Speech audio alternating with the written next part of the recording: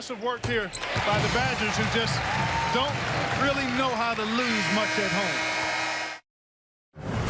Well, the Badgers are on a 7-game win streak after that victory over Indiana, and they just seem to be getting better.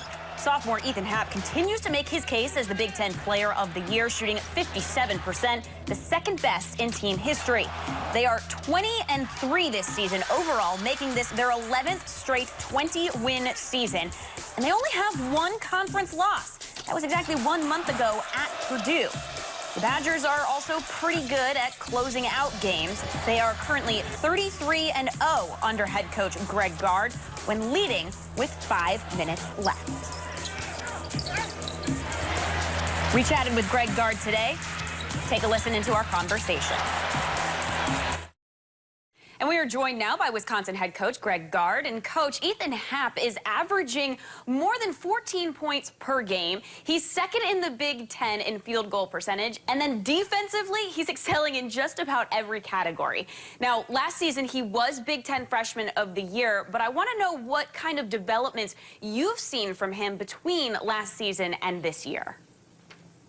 Well, I think the biggest thing, Jillian, is just his confidence level is at a whole nother level, which has allowed him to be much more consistent. I think obviously he had a terrific freshman year, but from game to game he was up and down a little bit. Even within games, he'd deviate a little bit in terms of his consistency. And what I see this year is a much more confident player.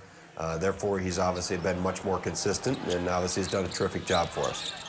He's in the conversations for Big Ten Player of the Year and even a little bit of talk about National Defensive Player of the Year. Could you make a case for him for either of those? Well, I think the first thing Ethan will tell you that it's the most important thing is how our team does, and he's really focused on that first and foremost. But he's at the center of a lot of things we do. You know, he obviously leads us in steals, he leads us in blocks, he leads us in assists. In about every category he has his hands in terms of what we're doing. So I think really, obviously we've got other very good players, 2 seniors around him in Koenig and Hayes that have played very well, but he's able to impact the game in so many ways on both ends of the floor. I do want to ask you about Koenig because he seems to just keep getting better and better every single game that he plays. Even if he's not hitting shots, he's finding a way to make up for it on the defensive end. So what would you like to see from him? What more would you like to see from him this season? Well, I think the biggest thing for him is just continue to be aggressive as a leader and as a point guard. I think that's the biggest thing for him is to try to, you know, if he can score, that's terrific. Obviously, he's hit big shots for us at big moments. There's times in games where he's going quiet for a while, and then he hits very timely threes for us. So, you know, as long as he can continue to lead with our other 3 seniors with him, and continue to grow. I think no matter if they're freshmen or seniors or anywhere in between, we always expect guys to get better as the season goes on, and we're expecting the same from Bronson and Nigel, as well as Showalter and Vito Brown. You guys are currently sitting atop the Big Ten, the lone leaders right now, but your schedule certainly doesn't get any easier. You are at Nebraska, then hosting Northwestern, then at Michigan, then hosting Maryland. How do you prepare your team for a stretch like this at this point in the season?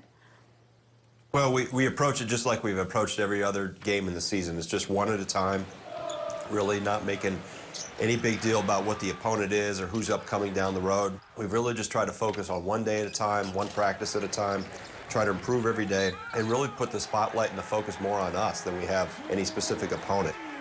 I want to ask you about how you keep your team loose, because I hear you have a very unique way of keeping your team kind of up and keeping them loose when they're playing. I hear you tell corny jokes. Does it work? Well, I'm from Cobb, so it has to be corny, right? I mean, that's, I don't know if it works. I probably more have leaked out publicly than maybe even what the team has heard, because I've been asked at various functions and media sessions to pull a few out. So, you know, I don't know. I try to make sure they understand. Don't get too wrapped up in the moment, making sure we just keep an even keel.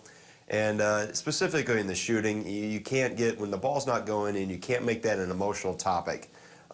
We can make it a humorous topic at times, but we can't make it emotional. We can get emotional about other parts of the game and intense about that, but the offensive part of it has to become instinctual and a more of a relaxed, natural feel, so to speak. So, you know, every once in a while I'll throw out different things that either makes them laugh, makes them think, just try to, you know, take their mind off maybe something that's bothering them a little bit. And so my jokes have probably gotten more credit than really they deserve.